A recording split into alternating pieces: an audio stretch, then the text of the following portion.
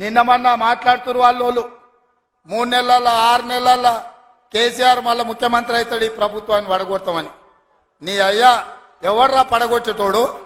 పడగొడతారా? ఎవడు కొట్టేది? నేను అడుగుతున్నా, వేలాది మంది మా యువకులు ఇక్కడ ఉన్నారు, మీరందరూ చూసుకుంటే ఊరుకుంటారా? పడగొడితే ఊర్లలోకి రానిస్తారా? ఊర్లలో ఎవడన్నా ఈ ప్రభుత్వాన్ని పడగొట్టాలన్న ఆలోచన చేస్తే మీ ఊర్లో యాప చెట్టుకు కోదండం వేసి కొట్టండి, లాగుల తొండలు ఇడవండి. ఇది ప్రజలు ఎన్నుకున్న ప్రభుత్వం, ప్రజలు ఆశీర్వదించిన ప్రభుత్వం, ప్రజల కోసం పనిచేస్తున్న ప్రభుత్వం.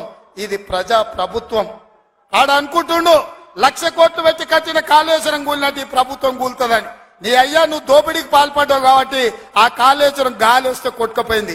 ఈ ప్రభుత్వం గాలి కాదు కదా, నీ ఖాందాన్ మొత్తం వచ్చినా బోర్ల బొక్కలు పండబెట్టి తొక్కుతాం. ఎవడని ప్రభుత్వం పడుతుందనో 6 నెలలకో 3 నెలలకో కేసీఆర్ ముఖ్యమంత్రి అవుతాడని చెప్పిండంటే మూతి పండ్లు రాలుతాయని నేను చెప్పదలుచుకున్నా.